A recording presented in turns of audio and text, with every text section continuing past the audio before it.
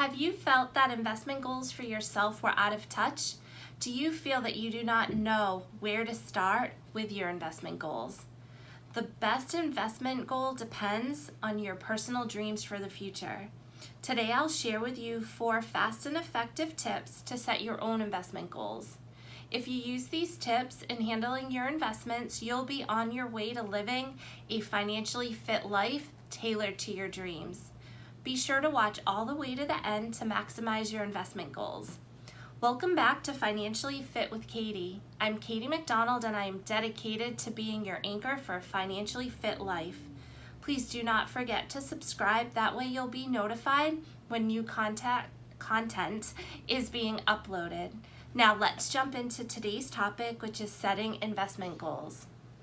So setting investment goals really means defining your dreams for the future.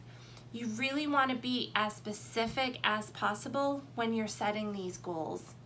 Writing them down and also prioritizing them is so important and really is kind of that first step towards developing your investment plan. So the first step I want you to do is define what is the time horizon. So this is going to be the number of years that you need to invest towards that specific goal. And remember, each goal is going to have a different time horizon. You know, if that goal is to buy a new car or save for the down payment for a house or saving for retirement, saving for a car down payment, it might be 6 months or a year.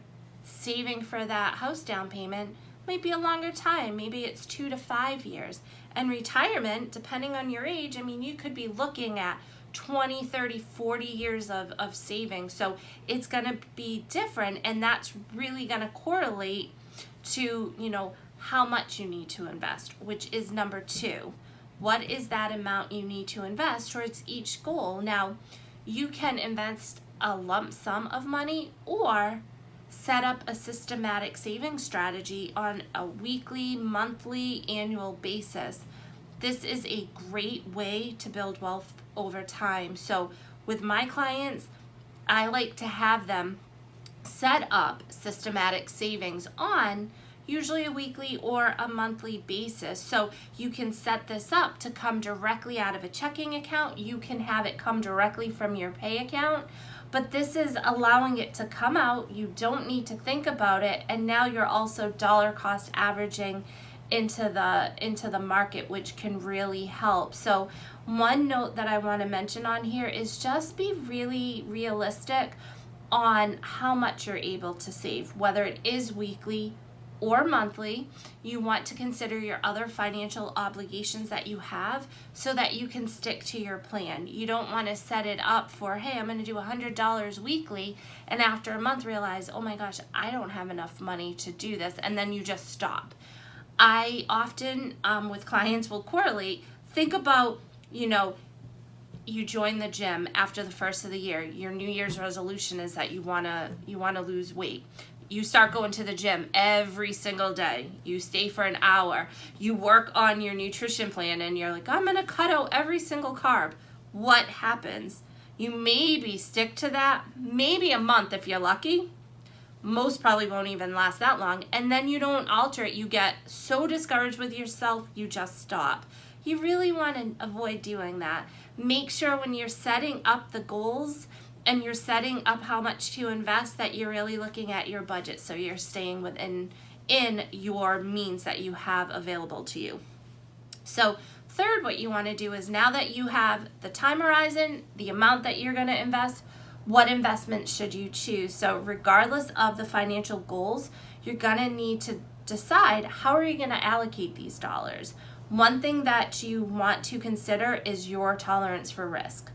Remember, all investments involve some risk, but some are going to involve more than others. So you want to think about, how well do you handle market ups and down markets? And then you want to really think about, are you willing to accept a higher degree of risk in exchange for the opportunity to earn a higher rate of return. And, especially the year that we're in, if you've been investing in a 401k and you looked at what your balance was in January, and now all of a sudden you looked at it in March or April, some cases, accounts were down 20, 30%. They have come back up. It was very anxious for people. If you have a long time for retirement, take that as an opportunity for your dollars to work harder for you. But if you were saving into something and you had intentions of using that money within the year, that could cause a lot of anxiety if you were invested, too aggressively. If you are looking at a time frame under a year, you probably want to save into just a savings account, maybe a high yield savings account.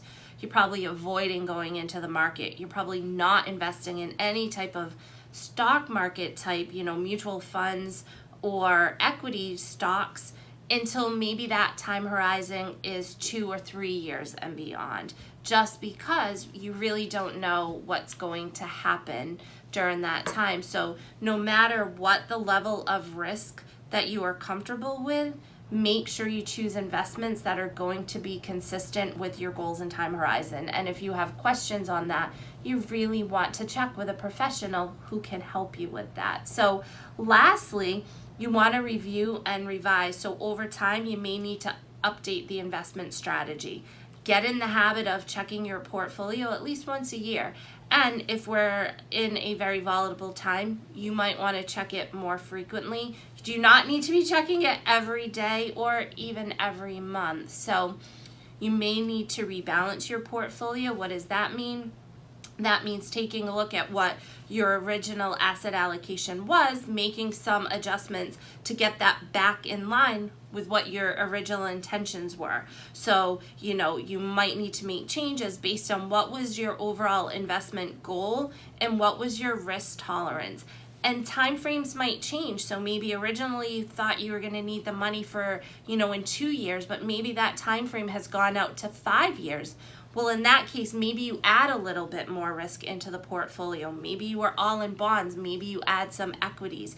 There's a lot of different changes that you can do. And again, if you're not comfortable with any of this, you really want to check with a professional who can guide you on that. So I hope that either one or all of these tips helped you as you're looking at your own investment goals and looking at, how you have things set up. If you have any questions, please make a comment, send us a message. Absolutely want to be there to answer anything that we're able to. So until next time, everyone, stay safe, be well. Bye.